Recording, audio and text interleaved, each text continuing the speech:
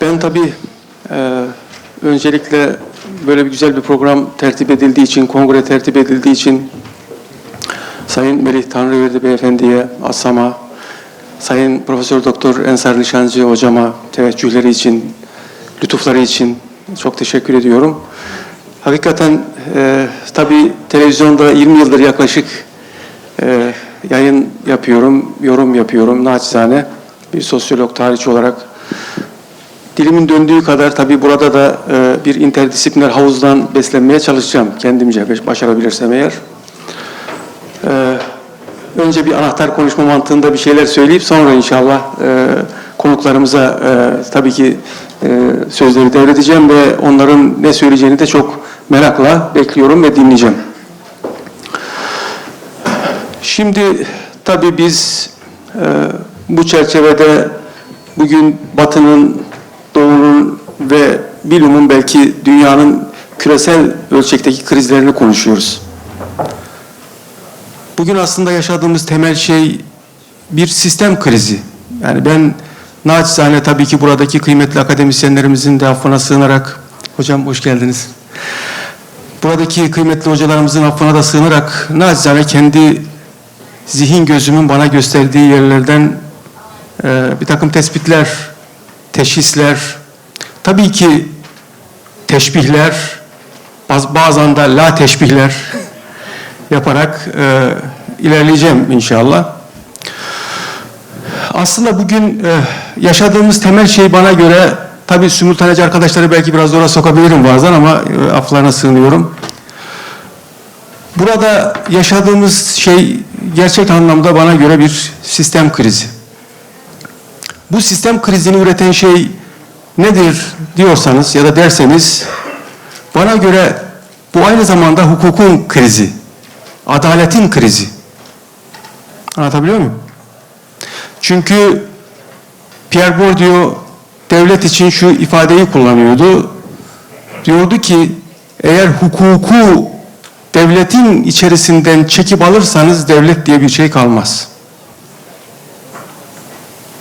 Çünkü biz aslında soyut anlamda, değil mi? Hani felsefi akledilirler üzerinden söylüyorum kavramlar olarak. Soyut akledilirler üzerinden bakarsanız eğer, bu çerçevede aslında devlet bir hukuk inşasıdır. Değil mi? Yani aslında hukuk siyaset eliyle yasalaşır. Hukuk siyaset eliyle yasalaşır. Tabii bu önceden krallar ve Allah, Tanrı fikirleriyle istisna kavramı üzerinden söylüyorum. Yani hukukun dışına çıkan bilen, o hakkı elinde bulunduran istisnanın onun dışına çıkarak vaaz ettiği şeyler üzerinden söylüyorum. Bu temel yok oluşlar, bugün hukukun ciddi anlamda sorgulanıyor oluşu ve tabii ki bir taraftan da aslında siyaset de hukuk elinde, yasa elinde yasal oluyor değil mi? Mesele bu. Şimdi biz aslında bugün dünyada hangi yasayı ve hangi yasalı, kimin yasasını ve kimin yasalını konuşuyoruz ve yaşıyoruz. Bu aslında Batı'nın krizi bugün dünyanın krizi haline dönüştü değil mi? Gazze, Afrika, bugün Sudan, bütün bu yaşananlara baktığınızda aslında bu sistem krizinin ürettiği, hukukun yerle yeksan olduğu bir durumdan bahsediyoruz. Az önce ifade ettiğim o şey bize şunu söylüyordu. 15 dakikalık vaktim var, onu aşmadan inşallah bunları söyleyeceğim tabii, sabrınıza zorlamadan. Şimdi az önce ifade ettiğim o bir ilke vardı ya, o ilke çerçevesinde baktığımızda aslında bugün yaşadığımız hani bu uluslararası hukuk neden işlemiyor? Neden Gazze'de, Afrika'da, Sudan'da uluslararası hukuk yok sözünü söylüyoruz değil mi? Çünkü hukuk ve ekonomi devletler tarihinde, siyaset tarihinde bir iradeden bağımsız olarak asla işleyememiştir. Bir hukuksal hükmün arkasında onu icra edecek, uygulayacak güçlü bir irade yoksa hukuk boşa düşer.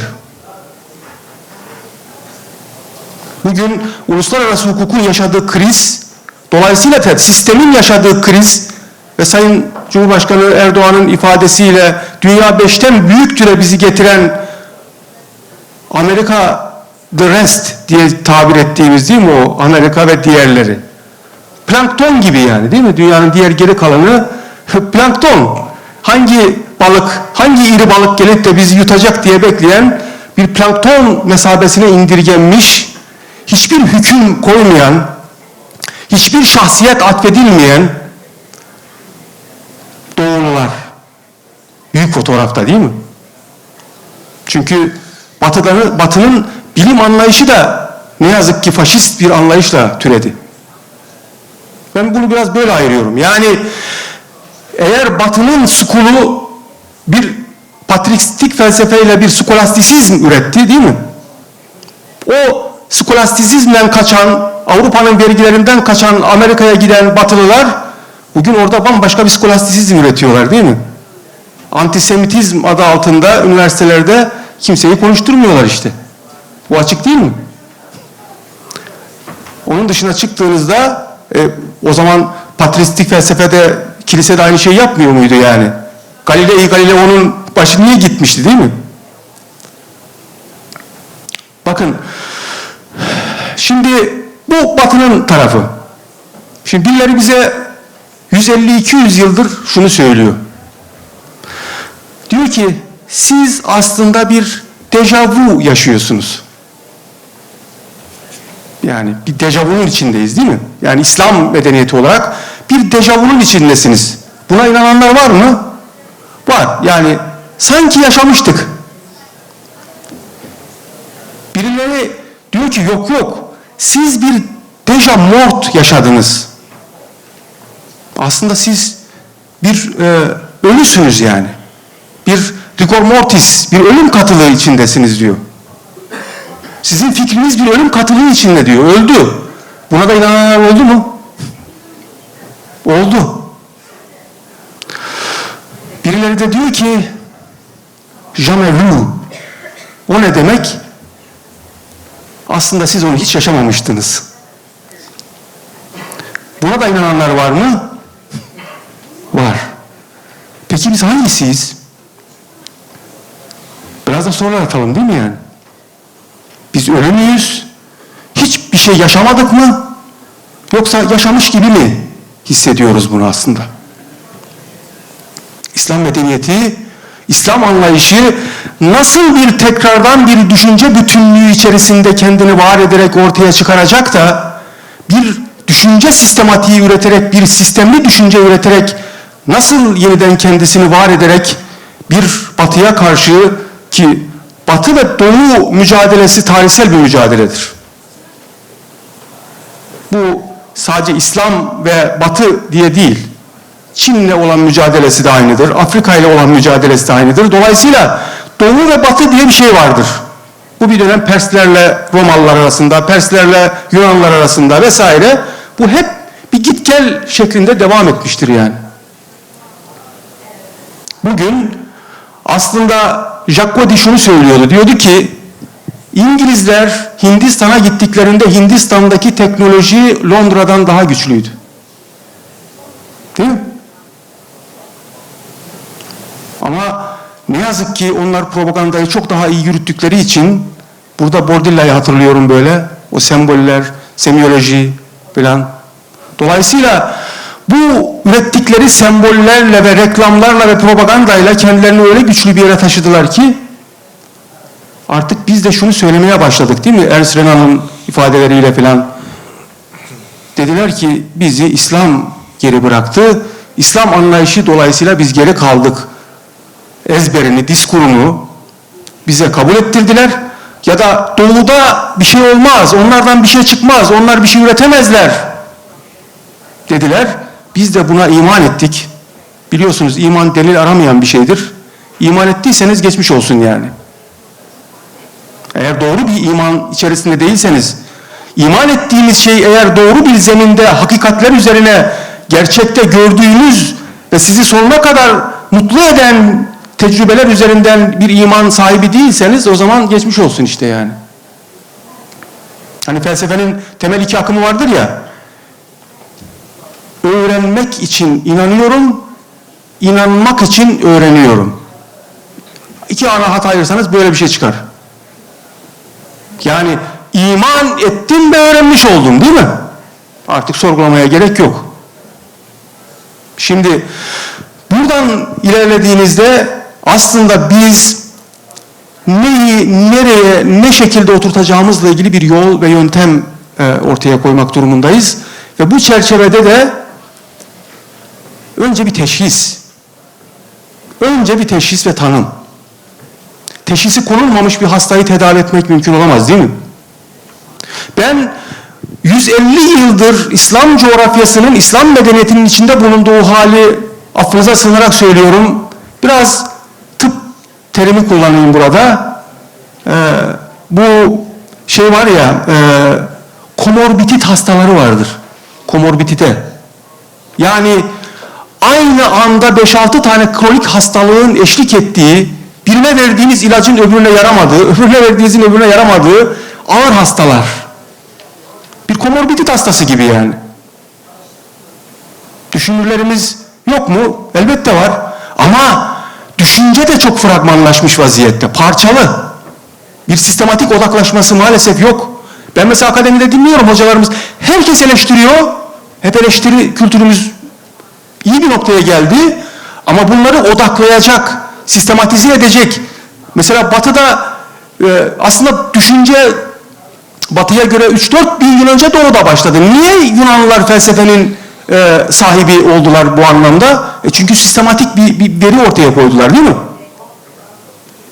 Dağınık düşünme, fragmanlaşmış, parçalanmış düşünme bize bir şey ürettirmiyor diye düşünüyorum. Ve ben bir yerden sonra şöyle düşünüyorum. Hani bu Batı da bir anda Batı bize de bunu önümüze sundu. Disiplinler arasına bir bariyerler koyma, değil mi? Disiplinler arasına bariyerler koy. Bu bariyerler aslında bir anlamda bize alan körlüğünü getirmedi mi? Getirdi. Hatta burada Schopenhauer'u hatırlayacağım. O diyordu ki en azından beşeri bilimlerin birkaç alanında bir insanın ihtisas sahibi olabilmesi lazım ki o beşeri ilimlerin uç noktalarındaki, en uç noktalarındaki parçalar bir insan zihninde, bir düşünürün zihninde birleşmeyecekse nerede birleşecek? Öyle değil mi? Yani bir düşünürün yani offline bir zemine düştüğünde, değil mi, kullanamadığı harici bir bellekte düşüncesi olabilir mi? Harici bellek. Yani bir bilgisayardaki bir bellek ya da bir başkasının kafasındaki bir bilgi. Bana ne fayda sağlayabilir? İşim düştüğünde müracaat ettiğim, alacağım kadarını aldığım bir bilgi, değil mi? Aynı kafanın içerisinde olmayan bir bilgi, harici bellekteki bir bilgiyle felsefe ya da düşünce bana göre öğretilemez. Bu da hamulesi çok zor, çok yoğun, çok derin bir okuma gerektiriyor. Ama bugünün insanının herhalde böyle bir vakti de çok fazla olmadığı için mi bilmiyorum.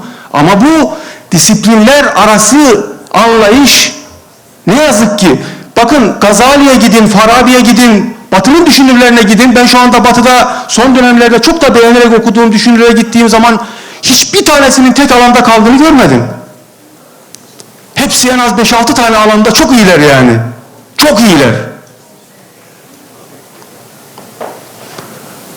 Biz mesela, ben biraz tarihçiyim. Vakanuvis, malumat furuş, ansiklopedi yani. Ansiklopedi, inanılmaz bir bilgi var. Ama hadi gel şunların üzerinden bir analiz yapıp da bir düşünce üretip bir paradigma olarak, hani az önce Ensar hocama da giderken ifade etmiştim, dedim ki bitiriyorum. Diyorum ki Atlantik diyebilmeniz için transana geçebilmeniz lazım, değil mi? Oradan bakamazsınız. atlayamazsanız bu tarafa Atlantik diyemezsiniz yani. Her şey böyle aslında. Hani Spinoza'nın o zihnin gözü dediği şey var ya, zihnin gözü. Yani insanın ilmi müktesebatıyla ancak güçlenen ve uzakları görebilen göz. Mesela bugün ispatlara baktığımızda zihin gözlerimizin hali perişan. Değil mi? Şöyle İstanbul'a bir bakın bakalım hangi medeniyeti çağrıştırıyor bize. Ya da İslam coğrafyasının haline bir bakın bakalım. Yusuf Akçura'nın Suriye'ye gittiği zaman Suriye mektupları yayınlandı. Yusuf Akçura orada çok enteresan bir örnek veriyordu. Ben bunu çok üzüntüyle hep karşılarım ve inşallah bu hakikatten, bu gerçekliklerden de kurtuluruz. Ve inşallah Suriye'miz, İslam coğrafyamız yepyeni bir anlayışla belli bir noktaya gelir.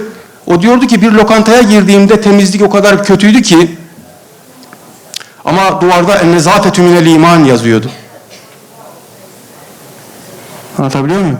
İkra bismi rabbikellezî halak diyen, Rabbini dinleyen ne kadar Müslüman var? Batının simülasyonu olmaktan kurtulacak, Batıyı simüle etmekten bıkmamış, usanmamış bir taifeden ne zaman kurtulacağız, değil mi? Tıpkı kendisine ait olanı yaşıyormuş gibi, mesela bu Cadılar Bayramı'nda çocuklarımızı gördüm. Orada bir kongreye gitmiştim. Alnında haç, efendim böyle geziyordu mesela. Ve çok kendine aitmiş gibi yapıyordu. Çok ciddi bir simülasyon yaşıyordu. Halimize baktığımızda ben simülasyonlar görüyorum bol bol. Şahsına münhasır, kendine ait düşüncesiyle, kendi zihin gözüyle görebilme kapasitesini yükselterek bir ilim hamulesi derinliğinde bakabilen insanlarımızın sayısı çok az. Çok az. İnşallah onlar yok değil. Ben onları buluyorum ve okuyorum ve takip de ediyorum. Hiç sorun yok. Ama bunun bir sistemli bir düşünceye dönerek inşallah İslam coğrafyası bu Batı karşısındaki yenik halini kuvvede ve fiilde yenik halini inşallah güçlü bir yere taşıyabilir. Ben biraz sorular attım, biraz kendi zihnimdeki düşüncelerimden bahsettim. Bu kadar kafi olarak görüyorum. İnşallah hocalarım zaten çok daha derin açacaklardır. Hemen yanındayken belki Süleyman Hocama sözü ben vermiş olayım. Kıymetli hocam, sizi keyifle inşallah dinleyeceğiz. Biliyorum ki bu konuda Hamule'yi hakikaten sırtlanmış çok kıymetli bir hocamızsınız. Sizi dinlemeyi dört gözle bekliyorum inşallah.